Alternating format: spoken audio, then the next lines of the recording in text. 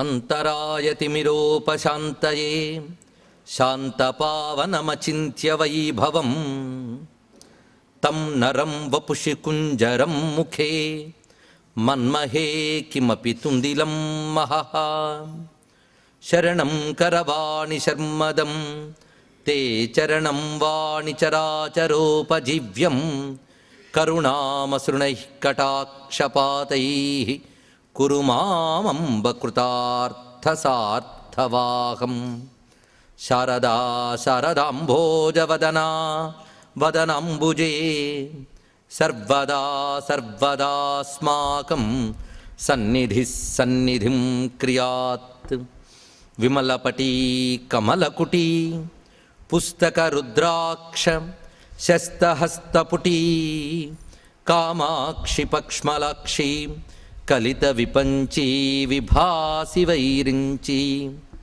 వాగర్థావివ సంపృక్తౌ వాగర్థ ప్రతిపత్తయే జగతః పితరౌ వందే పార్వతీ పరమేశ్వరౌ గురవే సర్వలోకానాం భిషజే భవరోగిణాం నిధయే సర్వవిద్యానాం దక్షిణామూర్తయే నమః నారాయణ సమారంభాం వ్యాసశంకరమధ్యమాం అస్మదాచార్యపర్యంతాం వందే గురుపరంపరాం నారాయణం నమస్కృత్య నరం చైవ నరోత్తమం దేవీం సరస్వతీం వ్యాసం తతో జయముదీరయేత్ నమః సవిత్రే జగదేకచక్షుషే జగత్ప్రసూతిస్థితినాశహేతవే త్రయీమయాయ త్రిగుణాత్మధారిణే విరించి నారాయణ శంకరాత్మనే త్వం మాతా త్వం శరణం త్వం దాతా త్వం ధనం త్వమాచార్యః త్వం త్రాతా త్వం హర్తా విపదాం అర్కప్రసీద మమ భానో అర్కప్రసీద మమ భానో శివాయ గురవే నమః శివాయ గురవే నమః శివాయ గురవే నమః శ్రీమాత్రే నమః శ్రీమాత్రే నమః శ్రీమాత్రే నమః శ్రీ విష్ణురూపాయ నమః శివాయ శ్రీ విష్ణురూపాయ నమః శివాయ శ్రీ విష్ణురూపాయ నమః శివాయ నమః శివాయ సాంబాయ సగణాయాదిహేతవే రుద్రాయ విష్ణవే తుభ్యం బ్రహ్మణే సూర్యమూర్తయే నమో మహద్భ్యో ఋషిభ్యో గురుభ్యో నమః. భగవన్మయమైన సభాసదస్సుకి సవినయ నమస్సులు సమర్పణ చేసుకుంటూ సూర్యారాధన ప్రవచన మహాయజ్ఞం ఈరోజు పూర్ణాహుతికి చేరుకున్నది. మొదటి రోజు మనం ప్రస్తావించినట్లుగా ఇది ఒక సౌరయాగం. ఇందులో మొదటి రోజు మనం ఒక నాంది అవతారికగా చెప్పుకుంటూ ఏ ఏ అంశములు ఇందులో చర్చించబడతాయనే దాని యొక్క సూచన ఇవ్వడం జరిగింది. ఆ సూచనను అనుసరించే నిన్నటి వరకు విషయానుక్రమం అంతా జరిగింది. మొదటిగా వేదములు ఉపనిషత్తులు ప్రధానంగా తీసుకుని ఆ తర్వాత వివిధ పురాణములు మత్స్యపురాణం, బ్రహ్మపురాణం, పద్మపురాణం, భవిష్యోత్తర పురాణం వీటిని ప్రధానంగా తీసుకుంటూ ఉపపురాణములైన సాంబ పురాణము, ఆదిత్య పురాణం కూడా గ్రహిస్తూ సూర్య సంబంధమైన విషయములు, అందులో కథలు, ఆరాధించవలసిన పద్ధతులు, వివిధములైన అభీష్ట సిద్ధులకే వివిధ ప్రయోగములు ఏ విధంగా చేయాలి ఇవన్నీ చెప్పుకుంటూనే ఉపాసనాపరంగా సగుణ నిర్గుణములుగా సూర్యతత్వాన్ని ఎలా అన్వయించాలి అనే దాన్ని వివరిస్తూ దీనికి ప్రధానంగా మనకి సూర్యారాధన చేసిన భక్తుల చరిత్రలు కూడా పురాణాల్లోంచి చరిత్రలోంచి తీసుకున్నాం. అందులో సాంబుడు చేసినటువంటి ద్వాదశార్యా స్తుతిని విస్తారంగా 3 రోజులు వ్యాఖ్యానం చెప్పుకుని సాంబ పంచాశిక అనబడేటువంటి 50 శ్లోకాల గ్రంథంలో కొన్ని ప్రధాన శ్లోకాలను కూడా కలబోసుకుంటూ ఎడనెడ అప్పయ్య దీక్షితులు రచించినటువంటి ఆదిత్య స్తోత్ర రత్న వ్యాఖ్యానాంశములను కూడా తెలియజేసుకుంటూ నిన్నటి రోజు వరకు సాగింది మనకి సూర్యారాధన ప్రస్తావన. ఇందులో సూర్యుని యొక్క అశ్వవర్ణన మొదలైనవన్నీ కూడా చెప్పేటప్పుడు సూర్యతత్వాన్ని 3 విధాలుగా మనం భావన చేశాం. ఒకటి, మండలంలో ఉన్నటువంటి భగవత్ చైతన్యంగా చూస్తూ మనకు నిత్యం ప్రత్యక్షమయ్యే ఆదిత్య మండలాంతర్గతమైన సూర్యభగవానుడు ఒకటి. రెండవది, సర్వ విశ్వ నియామకుడైనటువంటి పరమేశ్వరునిగా సూర్యుని ఎలా చూడాలి ఒకటి. మన యందు అంతర్యామి చైతన్యముగా సూర్యుని ఎలా చూడాలి ఒకటి. ఈ 3 విధములుగా అంటే ఒక దేవతగా, సర్వేశ్వరునిగా, హృదయాంతర్యామిగా చూడవలసిన విధానాన్ని నిన్న మనం సమన్వయించుకుని చెప్పుకున్నాం. ఈరోజు వీటన్నిటిని కలబోసుకుని పూర్ణాహుతులకు ప్రవేశిస్తున్నాం. సూర్య సంబంధమైనటువంటి అక్షుపనిషత్తు మనం ప్రత్యేకించి చెప్పుకుంటూ ఆ చక్షుర్దేవతగా సూర్యభగవాన్ని చెప్పుకుంటూ కంటికి అధిపతి, దృష్టికి అధిపతి. దృష్టి అనేటప్పుడు ఎన్ని రకాల దృష్టిలు ఉంటాయో చెప్పుకుని అన్ని దృష్టిలకి ఆయన అధిపతి అని ప్రస్తావన చేసుకున్నాం. ఇక సూర్యోపనిషత్తుని ప్రత్యేకమైన ఉపనిషత్తు కనబడుతున్నది. అసలు నిజానికి వేదాల్లో బహురుచోపనిషత్తు, అరుణోపనిషత్తు మొదలైన ఉపనిషత్తులు శ్రీ విద్యాపరంగాను సూర్యపరంగా కూడా అన్వయింపబడుతూ ఉంటాయి. ఆ మాటకు వస్తే శ్రీ విద్యకి సూర్యతత్వానికి అన్వయం మనం చూపించుకున్నాం. ఇలా వేదములో అనేక భాగములు, పైగా అరుణము, సౌరము ప్రత్యేకించి సూర్యతత్వానికి సంబంధించి ఉంటూ ఉంటే మళ్ళీ సూర్యోపనిషత్తును మరొక ఉపనిషత్తు ఉన్నది. ఈ ఉపనిషత్తు ఉపాసనాపరమైనటువంటిది, అథర్వ వేదానికి సంబంధించినటువంటిది. దీన్ని అథర్వ శీర్షం అని కూడా అనడం జరుగుతుంది. ఈ అథర్వ శీర్షములు గణపతికి, సూర్యునికి, శక్తికి అన్నిటికీ చెప్పబడుతున్నాయి. అంటే మనం ఏ ఉపాసనా మార్గంలో ఉంటామో ఆ ఉపాసనా మార్గాన్ని ఉపనిషత్తత్వంతో అన్వయించడం కోసమని వీటికి ఉపనిషత్ స్థానములు కల్పించడం జరిగింది ఋషుల చేత. అలాగే సూర్యోపనిషత్తులో మనకు కొన్ని ప్రధానమైన వాక్యములు చూస్తే సూర్య ఆత్మా జగతస్థుషశ్చ, ఈ మంత్రం మనకి వేదంలో అనేక భాగాల్లో కనబడుతున్నది. ఈ ఉపనిషత్తులో కూడా స్వీకరించడం జరిగినది. అంటే సూర్యుడు స్థావర జంగమాత్మకమైన ఈ జగత్తుకి ఆత్మగా ఉన్నటువంటి వాడు. సూర్యాద్వైకల్విమాని భూతాని జాయంతే సూర్యాద్యజ్ఞ పర్జన్యోన్నమాత్మా నమస్త ఆదిత్య త్వమేవ ప్రత్యక్షం కర్మ కర్తాసి. సృష్టి స్థితిలయ కారకుడైన పరమేశ్వరునిగా సూర్యునిలో చెప్పడం జరిగింది. యజ్ఞమునకు, పర్జన్యమునకు, అన్నమునకు ఇతడు కారణమైన వాడు. అంతేకాదు యజ్ఞస్వరూప, పర్జన్యస్వరూప, అన్నస్వరూపుడు కూడా. కారణము అతడే, స్వరూపం అతడే. ఈ చెప్పేటప్పుడు యజ్ఞము, పర్జన్యము, అన్నము అనేటప్పుడు క్రమం మనం చూస్తే యజ్ఞం ద్వారా పర్జన్యం, పర్జన్యం ద్వారా అన్నం. కనుకనే సూర్యుడు సంపూర్ణముగా యజ్ఞస్వరూపుడు. అలాంటి ఆదిత్యునికి నమస్కారం చేస్తూ త్వమేవ ప్రత్యక్షం కర్మకర్తాసి, త్వమేవ ప్రత్యక్షం బ్రహ్మాసి, త్వమేవ ప్రత్యక్షం విష్ణురసి, త్వమేవ ప్రత్యక్షం రుద్రోసి, త్వమేవ ప్రత్యక్షం మృగసి, త్వమేవ ప్రత్యక్షం యజురసి, త్వమేవ ప్రత్యక్షం సామాసి, త్వమేవ ప్రత్యక్షం అధర్వాసి, త్వమేవ సర్వం ఛందోసి. అంటే రుక్కులు మొదలుకొని సర్వవేదములు నీ స్వరూపము, బ్రహ్మ విష్ణు రుద్రాత్మకుడు నువ్వు. ఇది వేదములు చెప్తున్నటువంటి మాట. అలాగే ఆదిత్యాద్ భూమిర్జాయతే, ఆదిత్యాదాపో జాయంతే, ఆదిత్యా జ్యోతిర్జాయతే, ఆదిత్యాత్ వ్యోమ దిశో జాయంతే, ఆదిత్యాదేవాజాయంతే, ఆదిత్యాద్వేదాజాయంతే.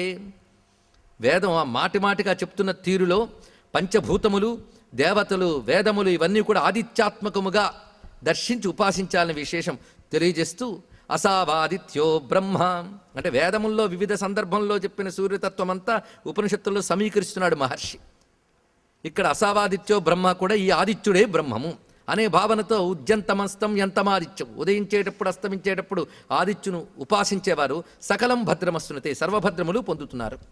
అంతేకాదు ఆదిత్యుణ్ణి అంతఃకరణ చైతన్యంగా దర్శించే విధానం కూడా ఆదిత్యోంతఃకరణ మనోబుద్ధి చిత్తాహంకారా, ఆదిత్యో వై వ్యాన సమానోపాన ప్రాణ, ఆదిత్యో వై శ్రోత్రత్వక్షురసనఘ్రాణా, ఆదిత్యో వై వాక్పాణి పాదపాయూపస్థా, ఆదిత్యో వై శబ్దస్పర్శ రూపరసగంధా, ఆదిత్యో వై వచనాదానాగమన విసర్గానందా, ఆనందమయో జ్ఞానమయ ఆదిత్య.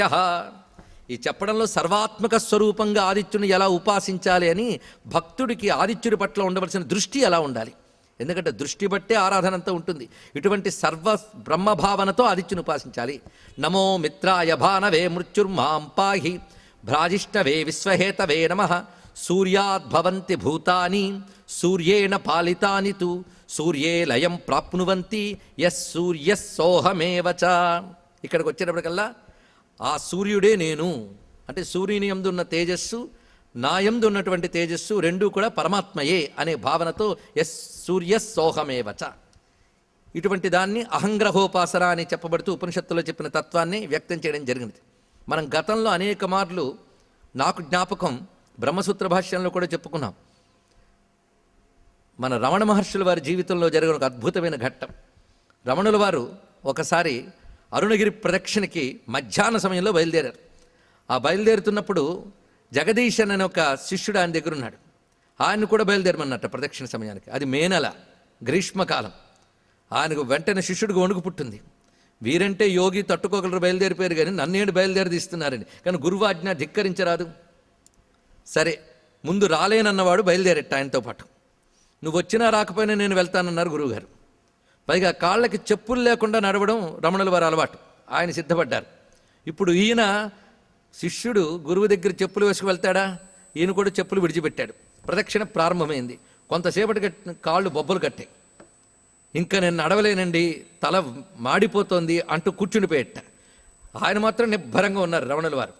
అతన్ని చూసి, ఏమి కంగారు పడకు, ఒక్కసారి మండలాన్ని చూడు, అందులో ఉన్నటువంటి ఏ తేజస్సుందో అదే నీలో నేనుగా స్ఫురిస్తున్నది అని సూర్యోస్మి సూర్యోస్మి సూర్యోస్మి అని జపం చేయన్నట్టండి. కొద్దిసేపు అతడు జపించగానే అంత ఎండ కూడా ఆయనకి వెన్నెల్లా అనిపించింది. హాయిగా ప్రదక్షిణ చేసేట. ఇది రికార్డెడ్ అయినటువంటి వ్యాసం. జగదీశన్ అనేటువంటి అతను స్వయంగా రాశాడు.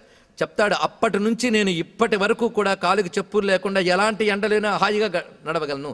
నాకు గురువుగారు చేసిన అలవాటు ఏంటంటే, ప్రాతకాలంలో నిద్రలేస్తూనే సూర్యుడికి నమస్కారం చేస్తూ, నాలో అహం రూపమైన చైతన్యం ఎవరో అదే సూర్యమండలంలో ఉన్నది అని.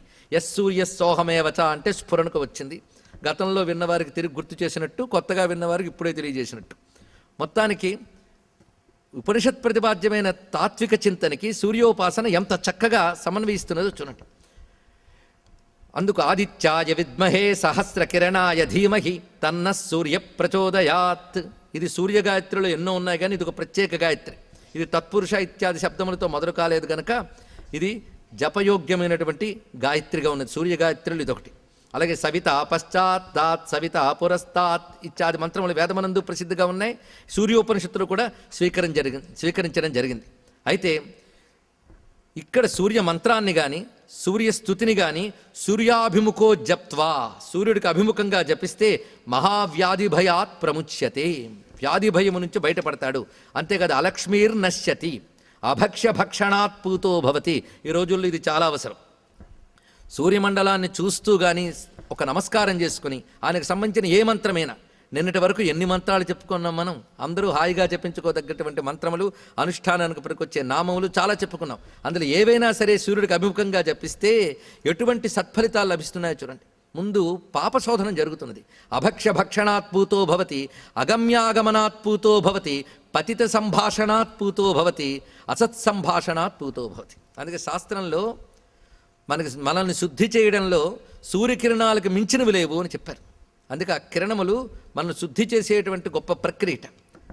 అందుకే ఏదైనా ఒక ప్రయాణ సమయంలోనే ఎక్కడైనా మనకి విన్నా, చూడరానివి చూసినా, జరగరాని జరిగినా ఆ దోషం పోవాలంటే వెంటనే కుడి చెవిపై చేతిని ఒక్కసారి స్పర్శించి సూర్యమండలాన్ని చూసి నమస్కారం చేయమన్నారు. విష్ణు పురాణంలోకి అయితే ప్రత్యేకమైన ఒక ఘట్టమే చెప్పారు. ఆ ఒక్క పని చేయడం వల్ల ఒక మహాపాపం నుంచి ఒక స్త్రీమూర్తి బయటపడుతుంది. కానీ ఆమె భర్త మాత్రం ఆ పని చేయకపోవడం వల్ల కొన్ని జన్మలు పశుజన్మ పొందుతాడు. ఇది ఒక ఆశ్చర్యకరమైన ఘట్టం. అది అంటే ఒక నగ్నుడితో, పాషండుడితో ఒక రాజు సంభాషించవలసిన పరిస్థితి ఏర్పడుతుంది. విష్ణు పురాణాలు అద్భుతమైన కథ అది. అయితే అటువంటి వాడిని చూసిన దోషం పోవడం కోసం, ఎందుకంటే 4 ఆశ్రమాల్లో ఏ ఆశ్రమానికి చందని వాడిని నగ్నుడు అంటారు, పాషండు అంటారు. ఈ రోజుల్లో పాషండ ప్రచురేలోకే.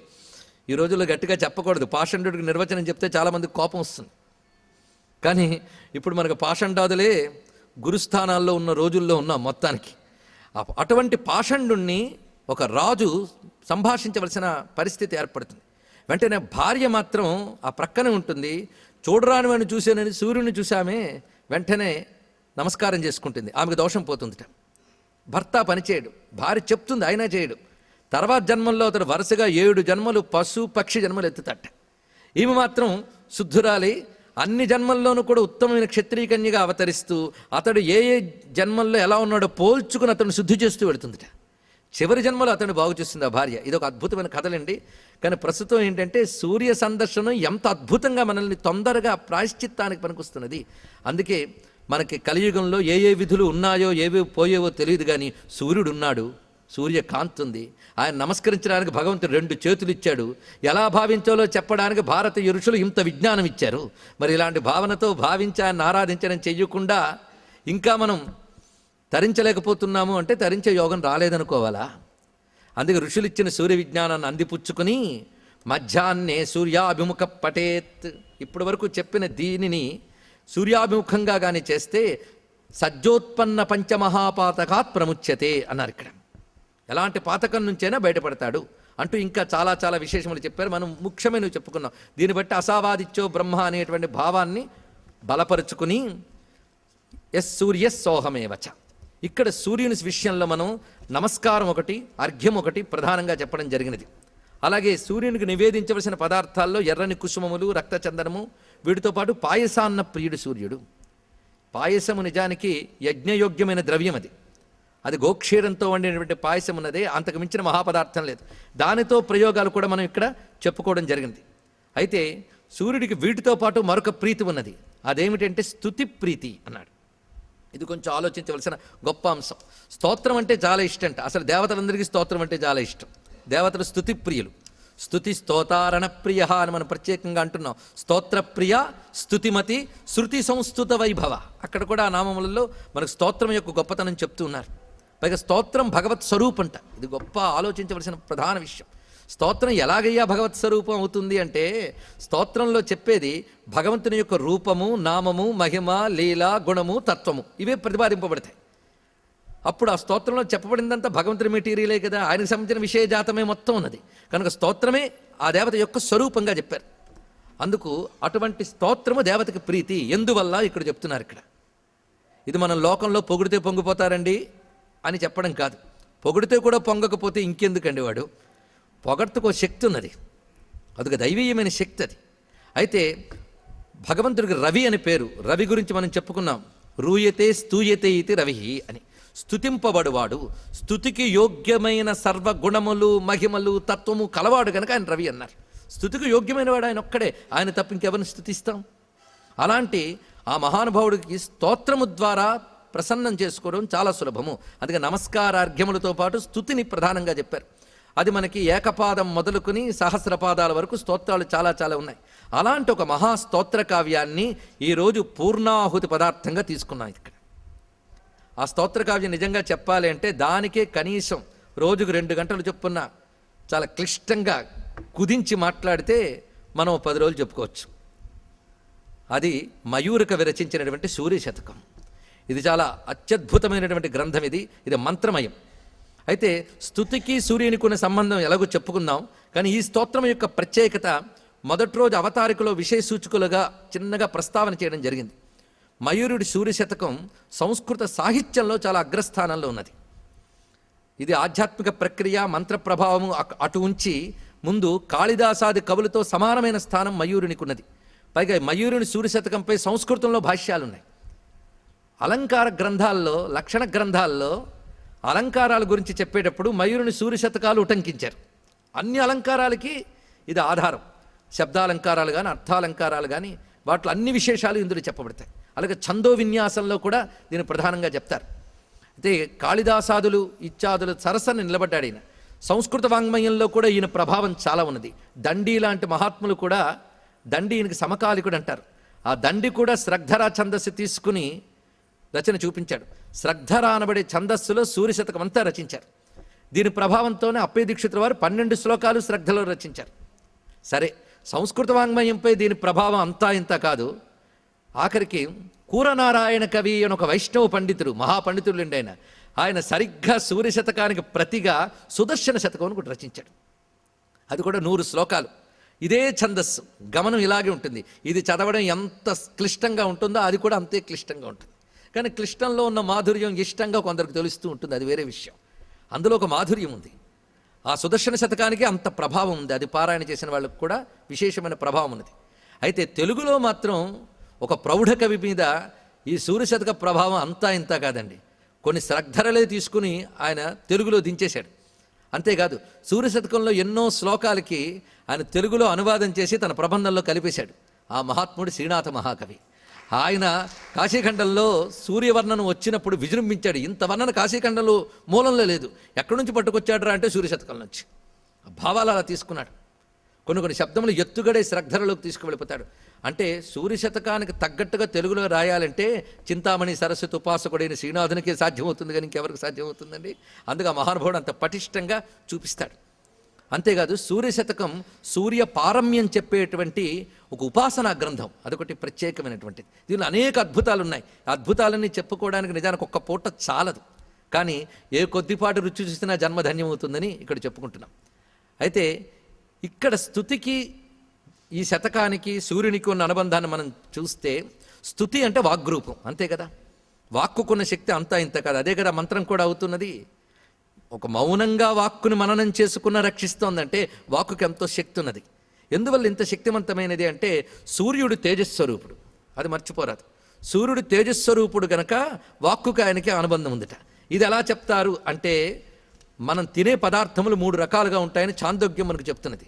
అన్నము, సలిలము, తేజస్సు 3 తింటా అంట మనం. అన్న పదార్థం ఒకటి, నీరు తింటాం, నిప్పు తింటా అంట. నిప్పు తింటామా మనం? తింటామో లేదో మీరే ఆలోచించుకోండి. అన్నాన్ని వండుతున్నాము అంటే అగ్నిగుణం అందులో ప్రవేశించింది. అంతేకాదు తైలాదులని అక్కడ భాష్యం రచిస్తూ తైలాదులు అగ్ని పదార్థములే అని చెప్పారు ఇక్కడ. అందుకే ఘృతం ఆ తైల పదార్థం అది జ్ఞానహేతు అవుతున్నది అని చెప్పడంలో విశేషం ఇది. కనుకనే మనలోకి అగ్ని పదార్థం కూడా వెళుతోంది. అన్న పదార్థం, సలిల పదార్థం, అగ్ని పదార్థం 3 మనలోకి వెళతాయట. ఈ 3 కూడా స్థూల, మధ్యమ, సూక్ష్మ అని 3 రూపాలు తీసుకుంటాయి లోపలికి వెళ్ళింది. అన్నం యొక్క స్థూల భాగం ముందు మాలిన్యంగా వెలికి వస్తుంది, మధ్యమ భాగం ఎముకగా మారుతుంది, సూక్ష్మ భాగం మనస్సుగా మారుతుంది అని చెప్పారు. అలా ఒక్కొక్క దాని సూక్ష్మ భాగం ఒక్కొక్కటిగా అవుతుంది. అదేవిధంగా నీరు యొక్క సూక్ష్మ భాగం ఎలా అవుతుందో చూపించారు. మూత్రముగాను, రక్తముగాను, అదేవిధంగా చివరికి ప్రాణముగాను మారుతుంది. నీరు సూక్ష్మ భాగం ప్రాణంట, అన్నం యొక్క సూక్ష్మ భాగం మనస్సు. కానీ మనస్సు ప్రాణం 2 ఉన్నాయో లేదా చూడండి. త్రికరణాలు ఎలా ఏర్పడుతున్నాయో చూడండి. త్రికరణాలు అంటే ఈ 2. ప్రాణము అంటే దైహిక క్రియ అంతా ప్రాణం వల్లే జరుగుతోంది కనుక అది కాయికం అందాం ప్రాణం అనేది. అలాగే మనస్సు, ఇది అన్నం వల్ల ఏర్పడుతుంది. అందుకే సరైన అన్నం తింటే సరైన మనస్సు ఉంటుంది. ఇప్పుడు శుద్ధాన్నం దొరకట్లేదు కనుక శుద్ధమైన మనస్సులు దొరకట్లేదు. ఎక్కడ పెడితే అక్కడ ఏది పెడితే తినేవాడికి మంచి ఆలోచన రమ్మంటే వస్తుందండి. వాడిని చెచ్చెర పుట్టినే పరులు చెప్పిననైనా నిజెచ్చనైనా ఏమిచ్చిననైనా కానలకు ఏగిననైనా. ఎందుకంటే బుద్ధి పాడైపోయింది. అందుకే ముందు బుద్ధి పాడు చేయాలంటే అన్నం పాడు చేయాలట. ఇప్పుడు కావలసినంత మరి చెప్పక్కర్లేదు, నాకంటే మీకే తెలుసు విశేషం. ఇక 2 శరీరం యొక్క సూక్ష్మ అంశం ఏంటి? ప్రాణం అవుతుంది. ఇక అగ్ని యొక్క సూక్ష్మాంశం ఏమవుతుందో చాలా అద్భుతంగా చూపిస్తున్నాడు. అగ్ని యొక్క సూక్ష్మాంశము అది వాక్కుగా మారుతుంది. ఇది చెప్తున్నాడు. అగ్ని యొక్క సూక్ష్మాంశ వాక్కుగా మారుతున్నది. ఇది ప్రధానమైనటువంటి అంశం ఇది. కనుకనే వాక్ ఏమిటి? తేజస్సు యొక్క సూక్ష్మాంశం. సూర్యభగవానుడు ఎవరు? తేజస్వరూపుడు.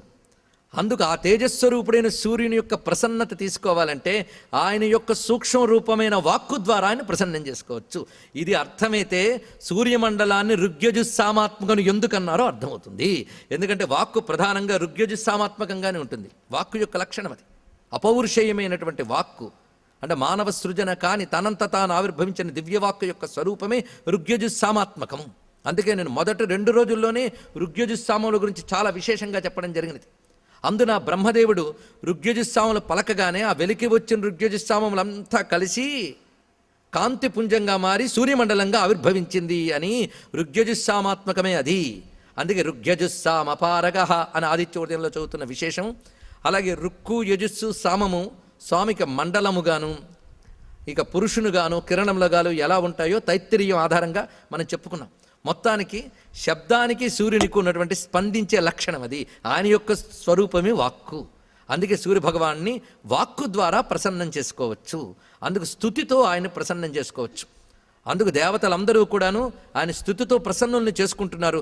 మనకు కూడా గొప్ప మార్గం స్తుతి రూపంగా ప్రసన్నం చేసుకోవడం. అందుకే 7 రోజులు చెప్తూ నేను చెప్పిన మాటలు వింటూ మీరు విన్న మాటలు ఇవన్నీ మాటల వేలిపోయిన సూర్యుని అనుగ్రహంగా భావిస్తూ సూర్యునికే మనం అర్పణం చేసుకుంటున్నాం. ఇంకా అంతకంటే ఏంటండి? యజ్ఞం చేసేటప్పుడు కూడా ఊరికినే మీరు అగ్నిహోత్రంలో నెయ్యి వేస్తే ఏ దేవతకి వెళ్ళదు. దానికి వాగ్రూపమైన మంత్రం కలిస్తేనే అది వెళుతున్నది. కానీ వాక్కు లేకపోతే వ్యవహారమే లేదే. ఆ వాక్కు సూర్యుని యొక్క స్వరూపంగా మనం భావన చేస్తున్నాం. భావన ఏమిటి? సత్యం. సత్యాన్ని దర్శించాలి. ఆయన వాక్స్వరూపుడు కనుకనే ఆంజనేయ స్వామి వారు ఆయన దగ్గర వేద విద్య అంతా నేర్చుకోగలిగాడు. యాజ్ఞవల్క్యుడు తిరిగి వేదాన్ని పొందగలిగాడు. ఈ ఇతివృత్తం మనం 2 రోజులు చెప్పుకున్నాం విస్తారంగా. అదేవిధంగా ఇక్కడ సూర్య శతకంలో ఆ వాగ్రూపంలో సూర్యుని యొక్క అద్భుత స్వరూపాన్ని ఆవిష్కరిస్తున్నారు. అయితే దీని విశేషంగా మనం మొదటి రోజు చెప్పుకున్న సంఘటన ఒక్కసారి గుర్తు తెచ్చుకుంటే, ఒక పండితుడే, మహానుభావుడే, కానీ ఆయనకి బాల్యంలో దెబ్బ తగిలి కన్ను పోతే దానికి రకరకాల ఆపరేషన్లు చేశారట. బాగా సంపన్నులు కూడా, వాళ్ళ బంధువులు వారు కూడా. అందుకు విదేశాల్లో కూడా చేస్తే ఇంకా ఆ కన్ను బాగుపడదన్నారు. కానీ అతను తన మిత్రుడి సాయంతో కంచి పరమాచార్యుల వద్దకు వచ్చినప్పుడు ఆయన చెప్పిన ఒకే ఒక్క సూచన, మయూరుని సూర్యశతకం చదవలేదో అన్నట్టండి. ఇదే వెంటనే ఆయన గ్రంథాలయం నుంచి, అప్పటికి సూర్యశతకం గురించి ఆ పండితుడు వినలేదుట. అప్పటికి ఇంకా ఈ కొన్ని గ్రంథములు అంత వ్యాప్తి చెందలేదు. ఏవో కొద్దిపాటి పండిత లోకంలో ఉన్నాయి. సామాన్యులకి ఇప్పటికీ సూర్యశతకం తెలియదు. కానీ ఆ రోజుల్లో ఆయన అప్పుడు ప్రసిద్ధి చెందిన ఒక ప్రాచీన గ్రంథాలయానికి వెళ్ళి ఈ సూర్యశతకం తీసుకొచ్చారు. అయితే నేత్ర దోషం వల్ల అతడు చదవలేకపోతున్నాడు. అప్పుడు ఆయన ప్రక్కనున్న మిత్రుడు సంస్కృతం చదవగలిగేవాడు. ఆయన రోజు శతకం చదివేట. అంటే రోజు కొన్ని శ్లోకాలు కాదు, 100 శ్లోకాలు ప్రతిరోజు చదివాడు.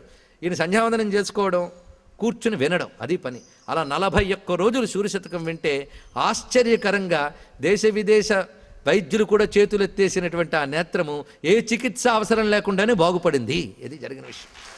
బాగుపడటమే కాదు, మొట్టమొదటిగా ఆయన సూర్యశతకానికి వ్యాఖ్యానం రచించి ఒక ఇంగ్లీషు సంస్కృతం తెలిసిన పండితుడి చేత ఆంగ్లంలో అనువదింపజేసి ఇది ప్రపంచవ్యాప్తం కావాలి అనే ఉద్దేశంతో దాని పుస్తకంగా ముద్రించాడు. ఆ పుస్తకం చదివి దాని ప్రిఫేస్లో ఈ ఘట్టమంతా చదివిన భాగ్యం నాకు లభించింది. అందుకు ఇది ఇంత మహావిశేషమైనటువంటిది సూర్యశతకం. అయితే సూర్యశతకం అర్థం కావాలంటే ఒకటి, శాస్త్రముల యందు శ్రద్ధ ఉండాలి, విశ్వాసం ఉండాలి. అంతేగాని మాకు కనిపిస్తున్న మండలంలో గుర్రాలు రావడం ఏమిటి, మధ్యలో పురుషుడు ఉండడం ఏమిటి, ఇదేమిటి, అనూరుడి సారథేమిటి అనేవాడికి అసలు ఏమీ అక్కరే లేదు. ఇక రెండవది, కవితా దృష్టి అని ఉండాలి. కనీసం ఆ కవితారూపమైన రసాస్వాదన లక్షణమైనా ఉంటే ఆస్వాదించవచ్చు. అంత అత్యద్భుతం. అయితే ఇందులో చేసిన ఏ కల్పన కానీ, చూపించిన పేరు కానీ, ఇది కేవలం భావుకతతో మాత్రమే కాకుండా వైదిక భావనతో చేశాడు. అది గొప్ప విశేషం. ఇందులో ఉన్నటువంటి ప్రత్యేకత. వాడిన శబ్దములు కూడా సామాన్యం కాదు. అది వినడానికి సంగీతంలా ధ్వనిస్తూ ఉంటుంది. అసలు మంచి అభిరుచి కలిగిన వాళ్ళు నోరార చదువుకోవచ్చండి. అది చదువుతుంటేనే సగం జబ్బులు పోతాయి. అంత అత్యద్భుతమైనటువంటి 100 శ్లోకాల శతకం ఇది. అయితే శతకం అన్నప్పుడు 2 రకాలు. ముక్తకప్రాయంగా ఉంటుంది సాధారణంగా. భర్తృహరి రచించినటువంటి 3 శతకములు కూడా మనకి విశేషంగా ఒక్కొక్క అంశాన్ని తీసుకుని చెప్తాడు. దేనికదే మళ్ళీ పరిపూర్ణం. ముక్తకము అంటే తర్వాతి శ్లోకముతో అవసరం లేకుండానే భావాన్ని ఆ శ్లోకం చెప్పగలదు. అలా ప్రత్యేకంగా ఏ శ్లోకానికి ఆ శ్లోకం విడిగా ఉంటుంది ముక్తకంగా. అలాగే ఇది కూడా ముక్తక శతకం అనవచ్చు, కానీ ఇది ప్రబంధం కూడా. ప్రబంధము అంటే పూర్వాపర సంబంధంతో కూర్చోబడుతూ ఉంటుంది. 2 ఉన్నాయి దీనికి లక్షణం.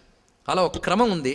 కానీ ఏ శ్లోకానికి ఆ శ్లోకమే భావం పూర్తయిపోతుంటుంది, కానీ మరో శ్లోకంతో సంబంధం కూడా ఉంటూ ఉంటుంది. ఇలా రచించిన సామాన్య విషయం కాదు. ఇంకొకటి, ఈ శ్లోకాల్లో మీరు గమనించినట్లయితే, సూర్యకిరణములు లోకమునకు ఐశ్వర్యమునిచ్చుగాక అంటాడు ఒక చోట. ఈ సూర్యకిరణములు మాకున్న రోగములు తొలగించుగాక. ఇలాగా ప్రతి శ్లోకంలో ఒక ఆకాంక్ష ఉంటుంది. ఈ ఆకాంక్ష చిత్రం ఏమిటి అంటే, నాకు ఏదో ఇచ్చుగాక అని ఉండదు. అది గొప్ప విశేషం. మీకు వహ అనే శబ్దం ఎక్కువ చెప్తాడు. వహ లేదా లోకమునకు, ఈ 2 శబ్దములే వాడాడు. అంటే తన క్షేమం కోసం అన్నట్టుండదు, లోకక్షేమం కోసం చెప్పినట్టుగా కనిపిస్తుంది. అలా లోకక్షేమం కోసం చెప్పినందుకే ఈయనకి క్షేమం కలిగించాడేమో సూర్యభగవానుడు. సాధారణంగా భగవంతుడు మన క్షేమం కోసం ప్రార్థిస్తే కొంచెం ఆలస్యం చేస్తాడట. లోకక్షేమం కోసం ప్రార్థిస్తే వీడు లోకక్షేమం కోసం కష్టపడుతున్నాడు కనుక ముందు వీడికి క్షేమం ఇస్తానంటట. ఈ విషయం మనం చెప్పుకున్నాం, కనుక భావంలోకి తెచ్చుకోవాలి. పైగా సూర్యశతక రచనకు ఒక కథ చెప్తారు. ఈ కథని కొందరు సాహితీవేత్తలు అంగీకరించరు, కానీ విశ్వాసంగా ఉన్న సంప్రదాయజ్ఞులు అంగీకరిస్తున్నారు. అదేమిటి అంటే, కుష్ఠవ్యాధి వచ్చింది మయూరుడికి. అప్పుడు ఆయన ఒక తాడుని తన చుట్టుకుని ఒక్కొక్క శ్లోకం చెప్పడం మొదలు పెడితే ఒక్కొక్క శ్లోకానికి ఒక్కొక్క కట్టు తెగి మొత్తం 100 శ్లోకంతో వ్యాధి తొలగిపోయింది అతనికి. ఇది మహిమగా చెప్తారు. ఆ మహిమను ఇప్పటికీ అనుభవిస్తున్నటువంటి వారు ఉన్నారు. అలాంటి ఈ శతకం మొత్తం ఇప్పుడు చెప్పుకోగలమా? చెప్పుకోలేం, కానీ మొత్తం చెప్తా. ఏ విధంగా చెప్తాము అనేది ఇక్కడ మనం చూసుకోవాల్సింది. అంటే సంపూర్ణ ఫలం రావడానికి సూర్యభగవానుడు ఎలా ప్రేరేపిస్తే అలా చెప్పుకున్నాం. అయితే ఇందులో ఉన్న అంశములు ఏ విధంగా చెప్పబడుతున్నాయనేది ముందు తెలుసుకుంటే చెప్తూ ఉన్నప్పుడు మీరు అందుకోవడం చాలా సులభమైపోతుంది. ఇది మొత్తం 6 భాగములుగా ఉంటుంది. ఈ 6 భాగముల విభజన కూడా చాలా శాస్త్రీయంగా చక్కగా చేశారు.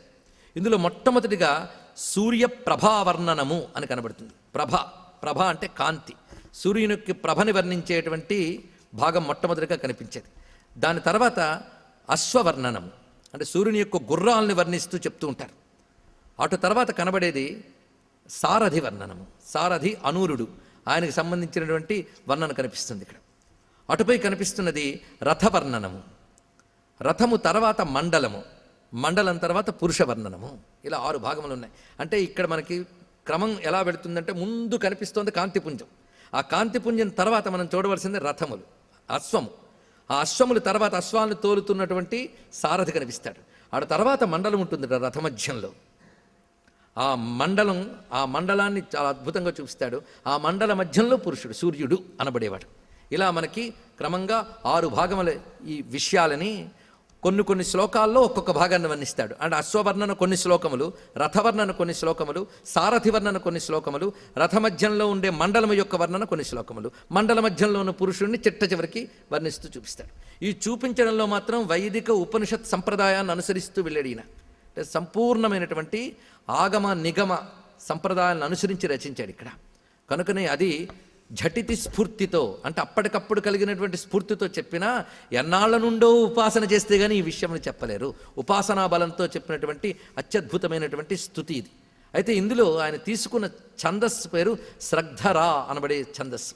ఈ శ్రద్ధరికి వైదిక ఛందస్సుకి చాలా సంబంధం ఉన్నదని, ఇందులో ఉన్న ప్రతి అక్షరముల సంఖ్యకి సూర్యునికి సంబంధం ఉన్నదని, ఆ క్రమంలో చూస్తూ 21 అక్షరములు త్రిసప్త సమిధకృతా అనే భావాన్ని చూపిస్తాయి.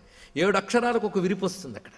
ఆ వచ్చేటప్పుడు ప్రక్రియ అంతా కూడా, పైగా సూర్యునికి ఆ 21 సంఖ్య చాలా ప్రీతి చెప్తారు గణపతికి, సూర్యుడికి.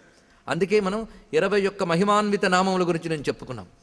ఆ త్రిసప్త అనేటువంటి విషయముల మీద ఉన్నది. అందుకు ఆ ఛందస్సు ఎంచుకోవడంలో కూడా ఆ విశేషాన్ని చూపిస్తున్నారు. పైగా స్రగ్ధర, స్రక్ అంటే మాలని ధరించిన ఛందస్సు అని చెప్పడంలో, నిజానికి శ్రగ్ధరుడు అంటే కిరణమాలి అని సూర్యభగవాన్ అంటే మనకు దర్శనమిస్తాడు. ఆ కాంతి మాలలు ధరించినట్టు భాషిస్తుంటాడు. కనుక ఈ శ్రగ్ధర అనబడేటువంటి ఛందస్సునే మాలలు చేసి పరమాత్మకి సమర్పించాడు ఈ మహానుభావుడు. ఇప్పుడు అందులో మనం క్రమంగా ఒక్కొక్కటి చూసుకుంటున్నాం. ముందు ప్రభావర్ణనము. ఈ ప్రభావర్ణనంలో కొన్ని శ్లోకాలు ఎంపిక చేశాం. ఎంపిక చేసిన శ్లోకాలన్నీ కూడా ప్రత్యేకమైన శ్రమతో కూర్చుని సమకూర్చడం జరిగినది. శ్రమనాది సౌఖ్యం మీది, తర్వాత మీ ఇష్టం. అయితే నాకు శ్రమ కూడా సాధన కిందే భావించాం కనుక బాధే లేదు. అయితే ఎలాంటి శ్లోకాలు ఎంపిక చేసి ఉన్నామంటే కేవలం భావుగత ప్రధానమే కాకుండా ఉపాసనా దృష్టితో శ్రవణం చేసిన వారికి, పఠించిన వాడికి, భావించిన వాడికి సత్ఫలం లభించాలనే ఉద్దేశంతో ఆ సూర్య మంత్రములకు అన్వయించేటువంటి భావములతో భక్తిభావం కలిగించే శ్లోకాలని మాత్రమే ఎంచుకోవడం జరిగింది. ప్రధానంగా 7 రోజుల వల్ల ప్రభావం ఏం కావాలి అంటే సూర్యునిపై భక్తి కలగాలి. అదొక్కటే ప్రధానం. అది కలిగిందా మిగిలినంతా ఆయనే చూసుకుంటాడు ఇక్కడ. అది కల్పించడమే.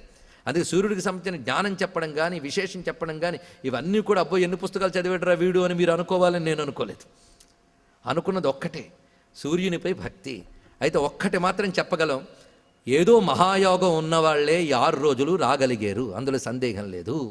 ఏ దుర్యోగం ఉన్నవాళ్ళు రాలేకపోయారు అంతే. ఈ మాట నేను అనడానికి కారణం, ఈ చెప్తున్నప్పుడు దీనికోసం అధ్యయనం చేసినప్పుడు కలిగిన కొన్ని అనుభూతులు, అవి చెప్పాలంటే కొన్ని రోజులు పడుతుంది. కానీ ఇక్కడ జరిగింది ఒక అద్భుతమే. అది సూర్యుడు చేసిన కేవల లీలా రచనది. అది అలాంటి భావములన్నీ ఇక్కడ మనం మననం చేసుకోవాలి.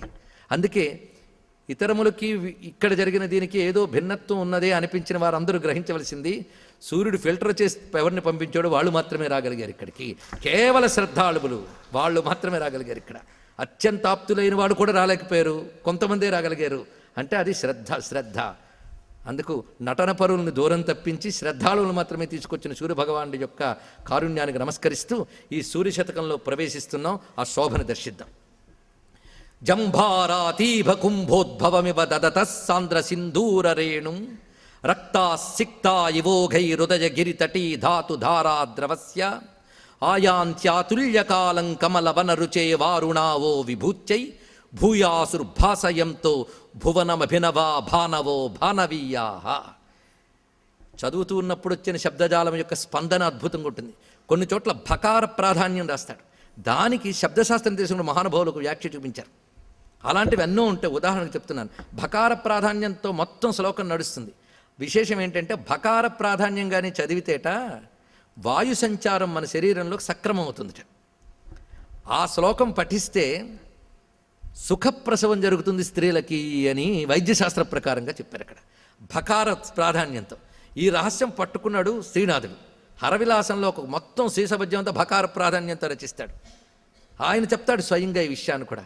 అందుకే మన శ్లోకాలకి, వైద్యానికి, మంత్రానికి, సిద్ధికి ఉన్న సంబంధం చూద్దాం. ఇప్పుడు అలాంటి శబ్దాలే మనం వింటున్నాం. జంభారాతీభ కుంభోద్భవమివ దదత సాంద్ర సింధూర రేణుం. సూర్యుడు ప్రథమంగా ఉదయిస్తున్నప్పుడు ఈ ప్రభావర్ణనమే ఎక్కువ చేశారండి మిగిలిన వాటికంటే. 100 శ్లోకాల్లో 43 శ్లోకాలు ప్రభావర్ణనమే. ఎందుకంటే మనకు పరిచయం ప్రభై, మిగిలినవన్నీ భావనాత్మకంగా దర్శించవలసిందే. అట్టే మాట్లాడితే ప్రభ ఎంత ఉందో కాసేపు నిలబడి చూద్దామన్న మన వల్ల కాదు. అది సూర్యుడి యొక్క తీక్ష్ణత. ఇంకా లోపల గుర్రములు ఇవన్నీ కూడా ఉపాసనా దృష్టికే కానీ యంత్రదృష్టికి కూడా గోచరించదు అది. అందుకు ఎక్కువ వర్ణన ప్రభకే చేశాడు. ఆ చేయడంలో కవిత్వ చమత్కారం చూపించడం కాదు, ప్రభలో వైవిధ్యం ఎక్కువ కనబడుతుంది. మిగిలిన సప్తాశ్వములు, వెనకాల పురుషుడు, సారథి, వీటిలో వైవిధ్యం ఉంది, ఒకటే. అవి ఎంత వర్ణించినా వాటిని ఇంకో రకంగా చూపించాలి. కానీ ప్రభకి ఈయన చూపించిన విశేషం ఆ కోణంలో పరిశీలిస్తే ఇంకా దీని గురించి బాగా వింటే బాగుండు అని మీకు అనిపించితే చాలు వాళ్ళ ప్రవచనంతో, అంతే. కానీ మొత్తం నేను చెప్పలేనని నాకే తెలుసు. కానీ ఏదో కుతూహలం మాత్రం ఉంది. కానీ కుతూహలం తీరింది టీవీ వారి దయ వల్ల. మొత్తం 100 శ్లోకాలకి విస్తారంగా వ్యాఖ్యానం చెప్పుకునే భాగ్యం టీవీ ద్వారా దొరికింది. విన్నవాళ్ళు కొందరు ఉన్నారు ఇక్కడ, వాళ్ళకి నమస్కారం. ఇక్కడ అది సూర్యుడిచ్చిన భాగ్యం అది.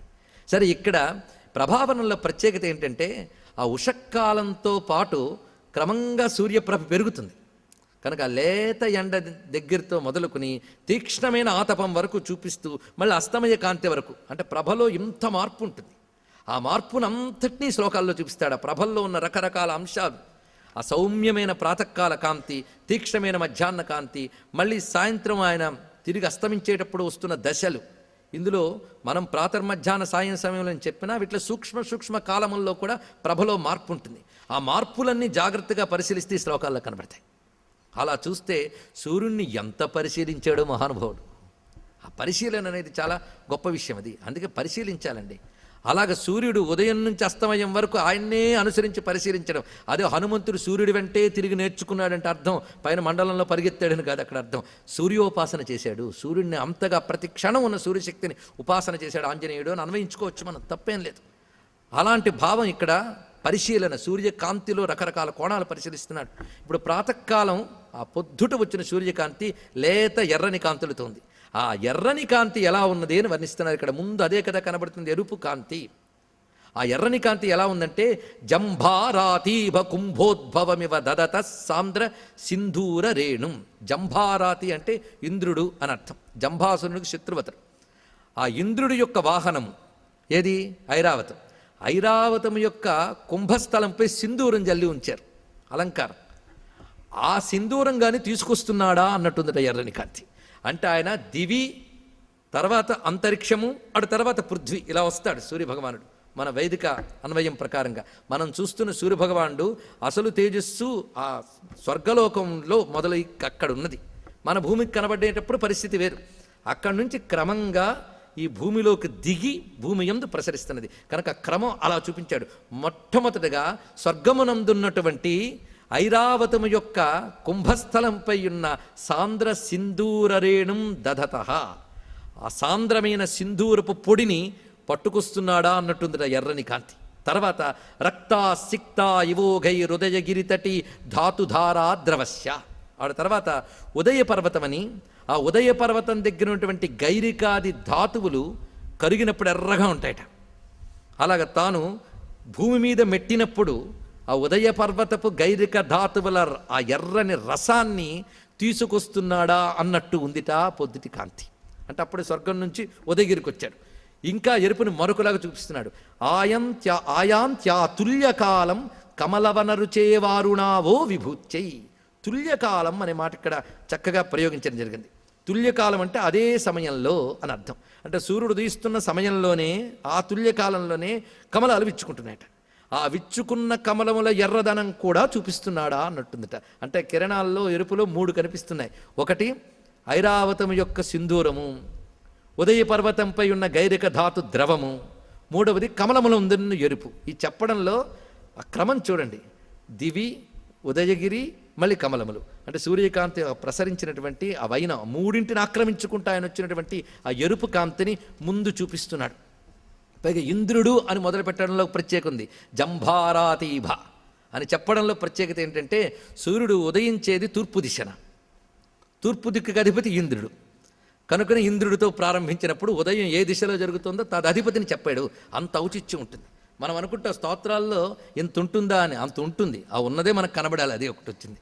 మనం లాగక్కర్లే. ప్రతి స్తోత్రంలో ఉదాహరణకు చూడండి, ఆదిత్య ఉదయం అందరం చదువుతుంటాం.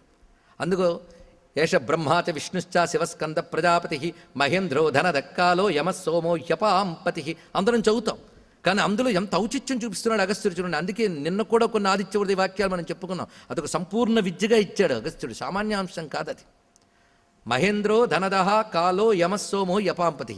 దీనిలో చూడండి, ముందు మహేంద్రుడని చూపించాడు. మహేంద్ర, ధనదహ కుబేరుడు, కాలో యమః, 2 కలిపి మనం తీసుకోవాలి. కాలో యమః, సోమో అపాంపతి. సోముడు కూడా రసస్వరూపుడే, అందుకే సోమో అపాంపతి. ఇవి కనపడ్డాయి కదా చూడండి. మహేంద్ర అన్నప్పుడు తూర్పు దిక్కును ఉదయించిన సూర్యకాంతి ఇంద్రుడు, ధనదహ కుబేరుడు అనగానే ఉత్తర దిశ, కాలో యమః దక్షిణ దిశ, సోమో అపాంపతి. అపాంపతి అంటే జలానికి అధిపతి వరుణుడు. వరుణుడు ఏ దిశ? పశ్చిమ దిశ. కనుకనే మీరు చూడండి ఆ క్రమం ఎంత బాగా. మహేంద్రో ధనద కాలో యమః సోమో అపాంపతి అని చెప్పడంలో తూర్పు, ఉత్తర, దక్షిణ, పశ్చిమ దిశల యందు విస్తరిత్తిన సూర్యకాంతి అందులో చూపిస్తున్నాడు ఇక్కడ. కానీ చదివినప్పుడు ఏదో మహేంద్రో ధనదక్కాలో యమ సోమో అపాంపతి అని చదివేస్తాం. కానీ అందులో ఉన్నది చతుర్దిశల యందు వ్యాపించిన సూర్య తేజస్సు ఈ విధంగా ఉన్నది అని దిక్పాలకులు సూర్యుని స్వరూపములే అని దిక్కుల యందు విస్తరించి సూర్యుని చూపిస్తున్నాడా లేదా? అవండి ఔచిత్యాలంటే. ఋషుల ఔచిత్యాలు ఇలా ఒక్కొక్క పదం నుంచి తీస్తూ ఉంటే జీవితాంతం హాయిగా మననం చేసుకోవచ్చు వాటన్నిటిని కూడా. అలాగే జంభారాతీభ అని ప్రారంభించడంలో మొదటి శ్లోకంలో ఉదయం గురించి చెప్పేటప్పుడు తూర్పు దిశకు సంబంధించిన అధిపతితో మొదలు పెట్టడం అనే ఔచిత్యానికి ముందు మనం నమస్కారం చేసుకుందాం. ఇలా కొన్ని ఇంకొక అద్భుతమైన శ్లోకంలో మనం ప్రవేశిస్తున్నాం. ఇక్కడికి వచ్చేటప్పటికల్లా సూర్యుణ్ణి విష్ణు స్వరూపంగా చూపిస్తున్నాడు. అసలు నువ్వేనయ్యా త్రివిక్రముడివి అంటున్నారు. ఈ దర్శనం నిజానికి వైదిక దర్శనమే. ఎందుకంటే అచ్చంగా సూర్యుడిని నారాయణుడిగా, గోపతి, గోవింద ఈ శబ్దములన్నీ సూర్యపరమైన అర్థంతో వేదంలో వాడపడ్డాయి. బిభ్రాణ వామనత్వం ప్రథమమతతై వంశవ ప్రాంశవోవహ. అక్కడ అంశవ ప్రాంశవ అనేటప్పుడు ఆ శబ్దములు ఎలా ఆయన నుంచి ప్రవాహ రూపంలో వచ్చాయో అది నమస్కరించవలసిందే తప్ప ఊహించలేం కూడా. క్రాంతాకాశాంతరాళాస్తదను దశ దిశ పూరయంతస్తతోపి ధ్వాంతాం దాచ్ఛిద్య దేవద్విషయవ బలినో విశ్వమస్వస్నువానాః కృచ్ఛ్రాణ్యుచ్ఛ్రాయ హేలోపహసిత హరయో హారిదస్వా హరంతు. ఇక్కడ మన యొక్క కృచ్ఛ్రాణి హరంతు. ప్రధానంలో ఒక ఆకాంక్ష ఉంటుంది కదా. కృచ్ఛ్రాణి అంటే మనకున్నటువంటి భరించలేని కష్టములను ఆ స్వామి యొక్క కాంతులు, కిరణములు హరించుగాక అన్నారు ఇక్కడ. ఈ కిరణములు ఎలా ఉన్నాయంటే ప్రథమం వామనత్వం బిభ్రాణా. మొట్టమొదటి వామనుల్లాగే వచ్చేట. ఆ కాంతి మొట్టమొదటి వామనంగా వచ్చిందిట. వామనంగా వచ్చిందంటే అల్పంగా వచ్చింది. క్రమంగా ఏమైంది? అంశవ ప్రాంశవ. ఆయన అంశువులన్నీ ప్రాంశువులైపోయేట. ప్రాంశు అంటే పొడగరితనం. ఉపేంద్రో వామన ప్రాంశు. అక్కడ ఆ క్రమం ఎలా వచ్చిందో అలా చూడండి. ప్రాంశువు పొడగరితనం పొంది ఎలా అయ్యే అంటే ఆయన త్రివిక్రముడు కదా, 3 ఆక్రమించిపోయాడు కదా. ఈయన అలాగ ఆక్రమించాడు. పైన, మధ్యలో, క్రింద 3 ఆక్రమించుకుంటూ క్రాంతాకాశాంతరాళాహ, ఆశ అంతరాళ అంటే దిగంతరాల్లో కూడా వ్యాపించిపోయాడు. వ్యాపకత్వాద్ విష్ణువు కదండి. కనుక ప్రథమత వామనత్వం, మొట్టమొదటి వామన రూపం ధరించి క్రమంగా వ్యాపించిపోయి ఎలా చేశారంటే దేవద్విష బలిత ఇవ ధ్వాంతాత్ ఆచ్ఛిద్య విశ్వం అశ్వస్నువానాః. ఇక్కడ గొప్ప మాట చూపించారు. వామనుడు చేసిందేంటి? బలిచేతిలో ఉన్నటువంటి లోకాలన్నీ లాగేశాడు బయటికి. బలిచేతి నుంచి లాగేసుకున్నాడు. అది కదా చేసినది. కనుకనే బలిచేతిలో ఉన్న లోకములన్నీ తాను తీసుకున్నాడు. ఇది కదా జరిగినది. అలాగే ఈయనేం చేశాడంటే చీకటి చేతిలో ఉన్న లోకాలన్నింటినీ ఆ చీకటి నుంచి లాగేసేట వెలుగులోకి తెచ్చి, అంటే తనదిగా చేసేసుకున్నాడు, ఆక్రమించాడు దాని అందంతటా. ముల్లోకాలు విష్ణువు వ్యాపించినట్టు ఆ విధంగా ప్రాతకాలంలో గగన మండలంలో అణోరణీయాన్ మహతో మహీయాన్ అన్నట్లుగా వామనత్వం నుంచి త్రివిక్రమత్వం వరకు చూపించిన సూర్యనారాయణుడికి నమస్కారము అన్నాడు ఇక్కడ. అంటే ఎలా దర్శించాడో చూడండి ఈ భావాన్ని. అదేవిధంగా సూర్యుడిలో సుబ్రహ్మణ్య స్వామిని చూపిస్తున్నాడు. అలా చూడమనే కదా అగస్త్యుడు చెప్పాడు, ఏష బ్రహ్మచ విష్ణుచ శివస్కంద. సుబ్రహ్మణ్యుని కూడా చూడాలి. అది ఎలాగో అంటే బంధధ్వంసైక హేతుం శిరసి నతిరసాబద్ధ సంధ్యాంజలీనాం లోకానాం ఏ ప్రబోధం విదదతి విపులాం భోజ షండాసయేన. సూర్యభావం నుంచి మన విష్ణుభావం నుంచి క్రమంగా దివ్యమైనటువంటి సుబ్రహ్మణ్య భావంలోకి తీసుకువెళ్ళేటప్పుడు తారకని అధిగమించి వచ్చాడు అన్నాడు. తారకని అధిగమించి అన్నప్పుడు ఇక్కడ తారకము అన్నప్పుడు నక్షత్ర కాంతుల్ని అధక్కరించి రావడం అని చూపిస్తున్నారు. అలాగే తారకాసురుని అధక్కరించి వచ్చినటువంటి సుబ్రహ్మణ్య స్వరూపాన్ని చూపిస్తున్నారు.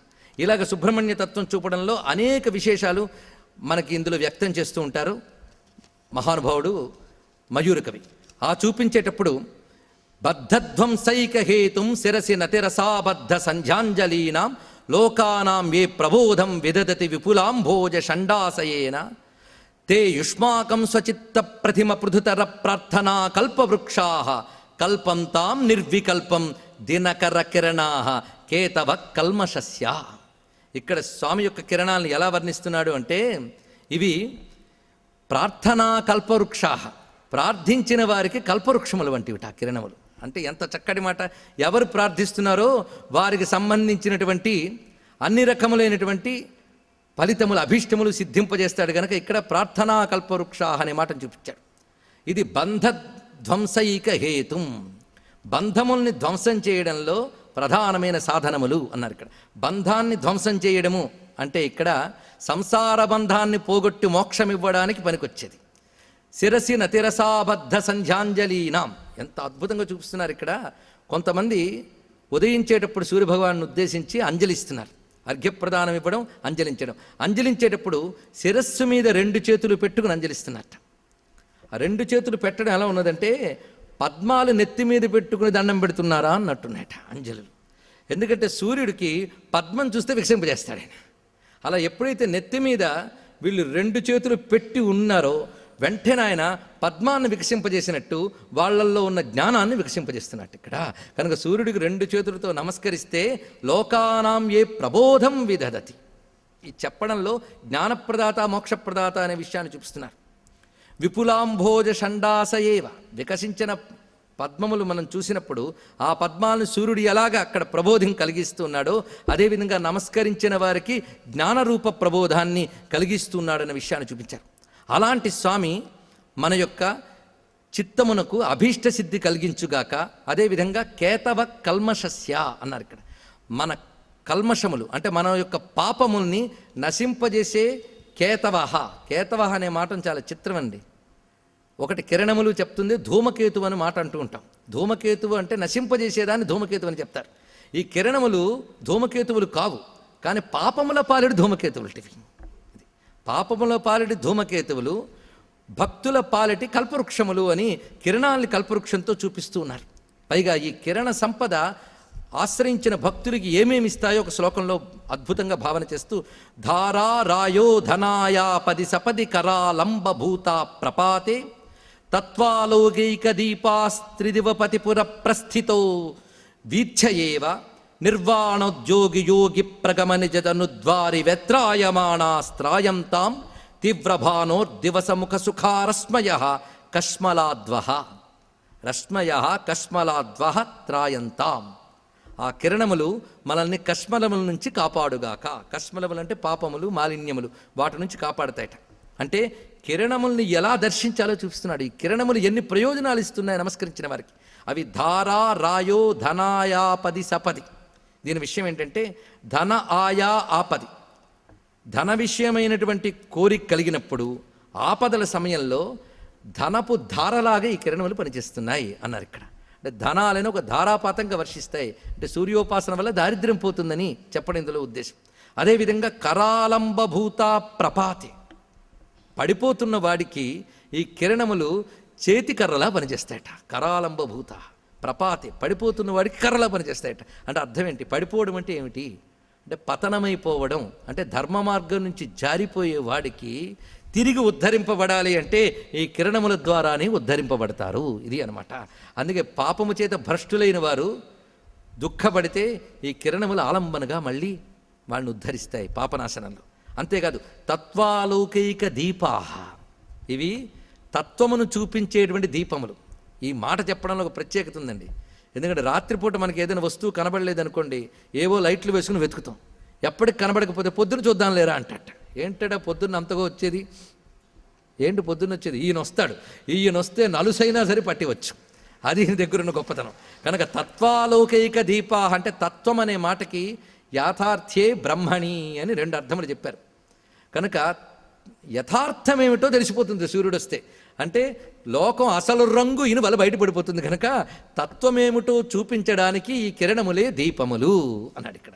అంతేకాదు తత్వమేమిటో చూపించడానికంటే ఉపాసించిన భక్తులకి బ్రహ్మజ్ఞానాన్ని అందించే దీపములివి అన్నారు ఇక్కడ. అంటే భౌతికంగా ఒక అర్థం అందరికీ తెలిసేది, ఉపాసనాపరమైన అర్థం రెండవది. ఇలాగ మీకు కిరణములు ఎన్ని రకాలుగా ఉన్నాయో చూడండి. ఒకటి ధారట. ఏ ధార?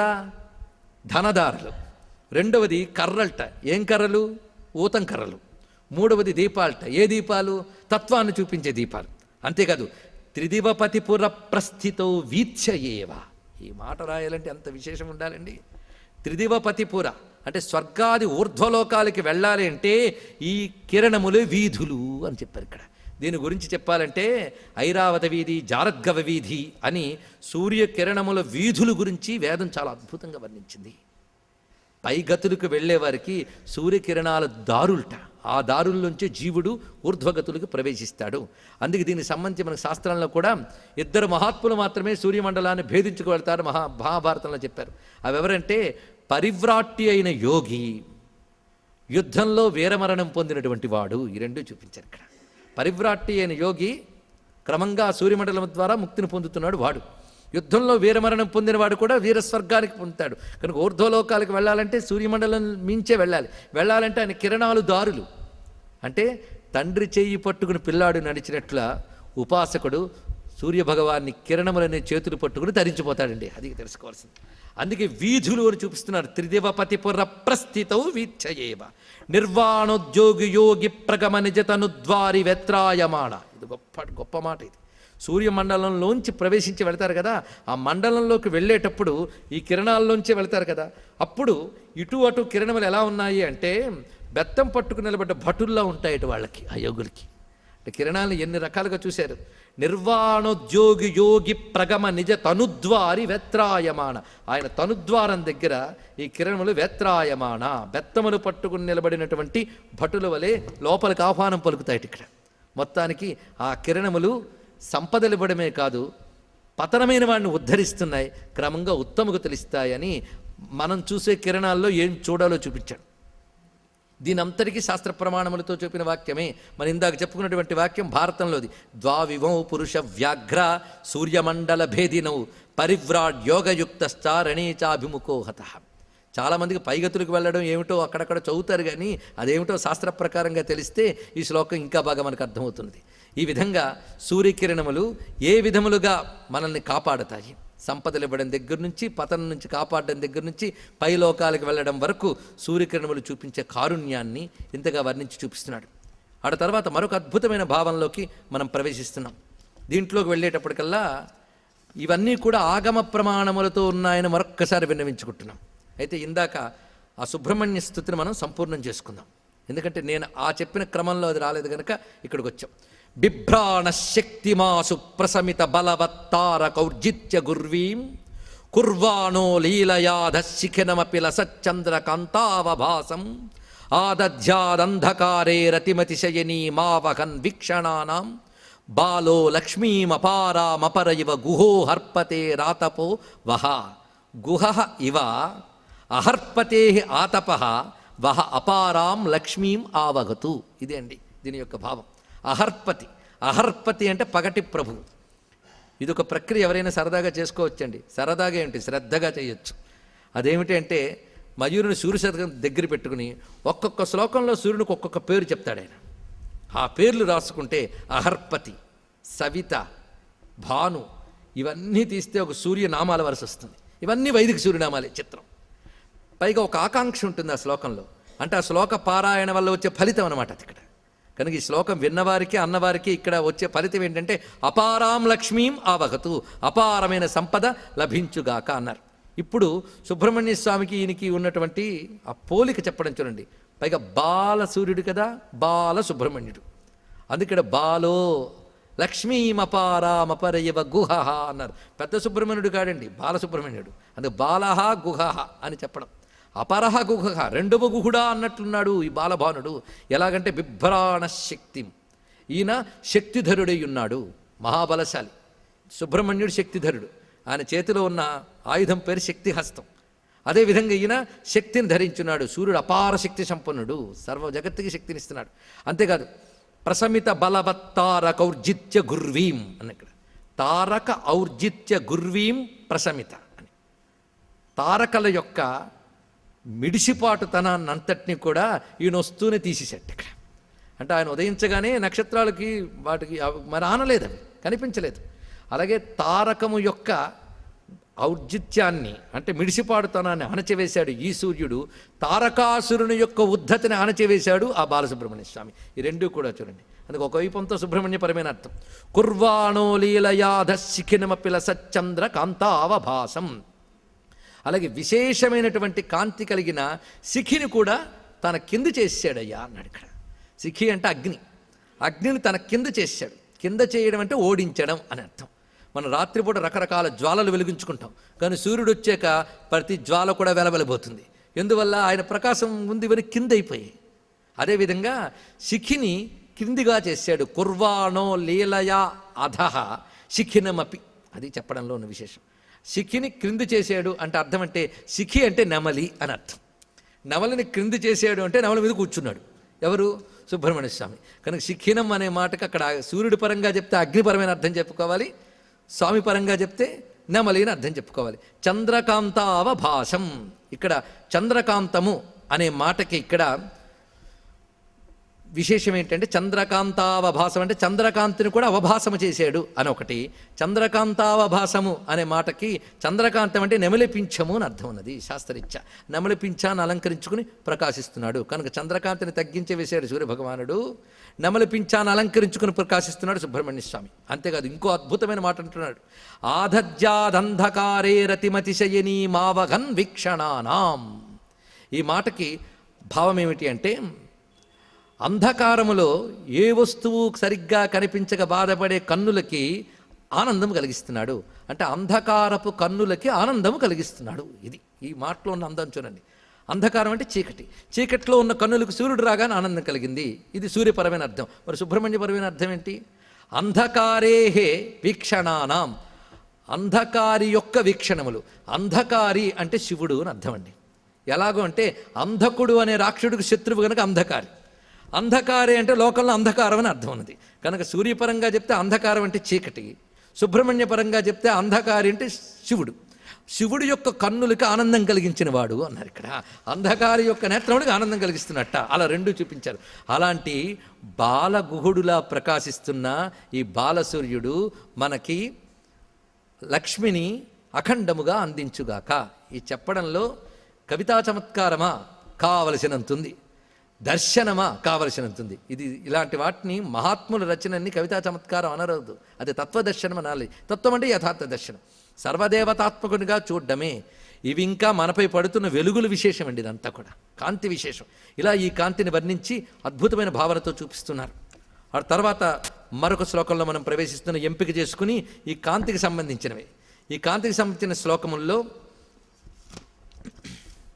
తీవ్రం నిర్వాణహేతుర్యదపచ విపులం యత్ ప్రకర్షేణ చాను ప్రత్యక్షం యత్ పరోక్షం యదిహ యదపరం నస్వరం శాశ్వతంచ యత్ సర్వస్య ప్రసిద్ధం జగతి కతిపయే యోగినో యద్విదంతి జ్యోతిస్తద్విప్రకారం సవితురవతువో బాహ్యమాభ్యంతరంచ. ఈ శ్లోకం వచ్చేటప్పటికల్లా తాత్వికతలో పరాకాష్ఠ దశకు వెళ్ళిపోయాడు మయూరు కవి. అసలు ఇలా చూడగలిగితే కాంతిపుంజాన్ని మన బతుకంతా వెలుగైపోదా అండి? ఏదో పొద్దున్న లేచి ఎండ మీద పడుతుంటే తిరిగేస్తున్న పశువుల్లా కాకుండా ఆ కాంతిని ఇలా చూసే భావనాశక్తి భగవంతుడు ఇచ్చాడే, అది వినియోగించుకోవద్దు? ఎలా చూస్తున్నాడో చూడండి. ఇక్కడ ద్విప్రకారం సవితు జ్యోతి, 2 రకములుగా ఉన్న సవిత యొక్క జ్యోతి. ఇక్కడ సవితా శబ్దం వేశారు చూడండి. సవిత గాయత్రి స్వరూపమే. సవిత అని ఎప్పుడైతే వాడాడో ఇది కేవలం ఉపాస్య బ్రహ్మముగానే చూపిస్తున్నాడు. తత్సవితు వరేణ్యం దగ్గరికి తీసుకెళ్ళిపోతున్నాడు మనల్ని. అలా చూపించేటప్పుడు అలాంటి ఆ మహానుభావుడి యొక్క 2 రకాల కాంతి నా 2 రకాల చీకటిని పోగొట్టుగాక అన్నాడు. 2 రకాల చీకటి అంటే బాహ్యమాభ్యంతరంచ, బాహ్యంలో అభ్యంతరంలో ఉన్నటువంటి 2 రకాల చీకటి. మనకు అన్ని 2 వైపులా ఉంటూ ఉంటాయి. అదొకటి వచ్చింది, బయట ఒకటి లోపల ఒకటి. అందుకే శుచి చెప్పుకునేటప్పుడు కూడా అంతర్బహిశ్చ అని చెప్పుకోవాల్సిందే, పుండరీకాక్ష పుండరీకాక్ష అని. అయితే బహిరముల యందు ఉన్నటువంటి చీకటిని పోగొడతాట. ఈయనకి 2 రకాల కాంతులు ఏంటో చూడండి. 2 రకాల కాంతులు పరస్పర విరుద్ధంగా ఉన్నాయి, 2 ఆయన దగ్గర ఉన్నాయి. పరస్పర విరుద్ధం ఎక్కడైనా ఉంటుందండి? ఉంటుంది, మీరే ఒప్పుకుంటారు. చూడండి ఎలాగా. తీవ్రం నిర్వాణహేతు, తీవ్రంగా ఉంటుంది సూర్యకాంతి, భరించలేం. కానీ అంత తీవ్రంగా ఉంటాడు కనుక రావద్దని ఎవడైనా అనగలడా? ఆయన రావాలి, ఎందుకంటే ఆయన వస్తేనే ఆనందం. కనుక తీవ్రం నిర్వాణహేతు. సాధారణంగా తీవ్రంగా ఉన్నవాడి వల్ల ఆనందం కలగదు, కానీ ఈయన తీవ్రంగా ఉన్న నిర్వాణహేతు. నిర్వాణం అంటే ఆనందాన్ని అర్థం, కానీ నిర్వాణం అనే మాట దేనికి వాడాలంటే మోక్షానందానికి వాడాలి. తీవ్రం నిర్వాణహేతు, తీవ్రుడైనప్పటికీ మామూలు ఆనందమే కాదు మోక్షానందాన్ని కూడా ఇస్తాడు. కనుక తీవ్రుడికి ఆనందం ఇవ్వడం చేత కాదు, కానీ తీవ్రుడైన ఆనందాన్ని ఇస్తాడు. పైగా విపులం యత్ ప్రకర్షేణ చ అణు, అది ఇక్కడ. ఈయన విస్తారమైన స్వరూపం కలిగిన వాడు, చాలా పెద్దవాడు కదండి, కానీ అత్యంత సూక్ష్మ రూపుడు కూడా. సూక్ష్మము అంటే అర్థం నలుసంత అని మాత్రమే కాదు, ఇక్కడ స్థూలేంద్రియములతో దర్శించలేము అని. విస్తారంగా ఆయన కనబడుతున్నాడు అంతవాడు, కానీ స్థూలంగా గోచరింపబడదు ఆయన అసలు స్వరూపము. ఎందుకంటే ఆ సూర్యమండల మధ్యంలో ఆ బిందు రూపమైన తేజోరూపంతో కూడా ఆయనే ఉంటాడు.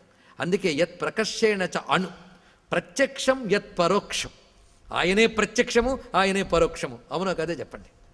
ప్రత్యక్షం అంటే కంటి ముందు కనబడుతున్నాడు, కానీ కంటి ముందు కనబడుతున్నది మాత్రమే ఆయన రూపం కాదు, మనం కంటితో చూడలేనిదే మిగిలిందంతా. ఆయన యొక్క అసలు మహా తేజస్సున్నదే మన కంటికి కనబడేదేనా ఆయన స్వరూపం. నువ్వు కంటితో చూడగలిగినంత మాత్రమే అక్కడ ఉన్నాడు, కానీ ఇంకా కనబడింది యత్ పరోక్షం. అందుకే ప్రత్యక్షం యత్ పరోక్షం. యదిహ యదపరం, యత్ ఇహ యత్ అపరం. ఆయన ఎక్కడున్నాడయ్యా అంటే ఇక్కడ ఉన్నాడు, అక్కడ ఉన్నాడు. అది నిజమే, ఇక్కడే ఉన్నాడు. మీ భూమి మీదే సూర్యుడు ఉన్నాడా లేదా? ఆయన వచ్చాడు, కాంతి పడింది, చాలా దగ్గరగా ఉన్నాడు. కానీ చాలా దగ్గర వాడండి సూర్యుడు, కానీ ఆయనే చాలా దూరం వాడండి. అందుకే సూర్యుడిని బాగా పరిశీలిస్తే ఆత్మతత్వం అర్థమవుతుందా? తద్దూరే తద్వంతికే అనే శబ్దములన్నీ అర్థమైపోతున్నాయి. అతి దగ్గరవాడు ఆయనే, అతి దూరమైన వాడు ఆయనే. సూర్యుడు అంత దగ్గరవాడు ఎవడైనా ఉన్నాడండి?